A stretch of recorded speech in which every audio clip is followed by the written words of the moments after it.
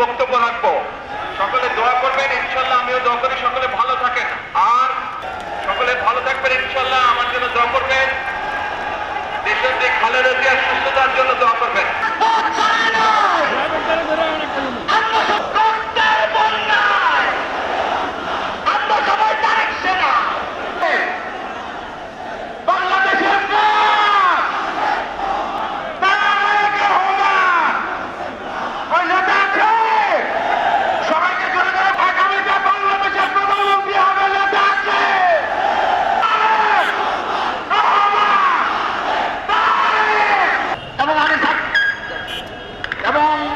বাংলাদেশ জাতীয় ছাত্র দলের সকল পর্যায়ের নেতা কর্মীদের আপনারা সবাই ধন্যবাদ জানালে সবাই রাস্তা ছেড়ে দেবেন।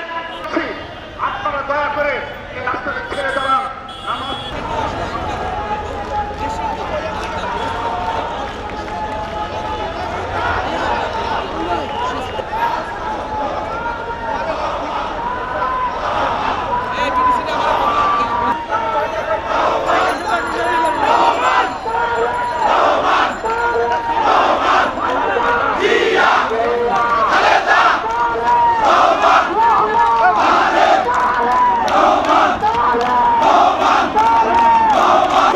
এটি শুধু বিএনপি নেতাকর্মীদের উচ্ছ্বাস নয়, এটি সারা বাংলাদেশের মানুষের একটি আস্থার জায়গা। তারেক রহমান যে বাংলাদেশে তারেক রহমান সাহেব আসছেন, অতএব বাংলাদেশের আইন শৃঙ্খলা সহ তাদের সকল ধরনের অধিকার এই বাংলাদেশের মাটিতে তারেক রহমানের নেতৃত্বে ইনশাআল্লাহ প্রতিষ্ঠিত হবে। দীর্ঘ 18 বছর পরে আজকে আমাদের বিএনপির কেন্দ্রীয় কার্যালয়ে এসেছেন।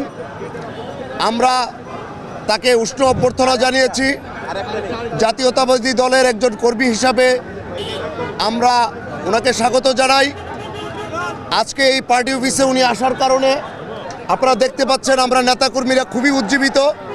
আমরা মনে করি ওনার এই আজকের আগমনের মধ্য দিয়ে আগামী ত্রয়োদশ সংসদ নির্বাচন এখান থেকে নতুনভাবে আমাদের যেই জয়যাত্রা, গণতন্ত্রের জয়যাত্রা শুরু হবে।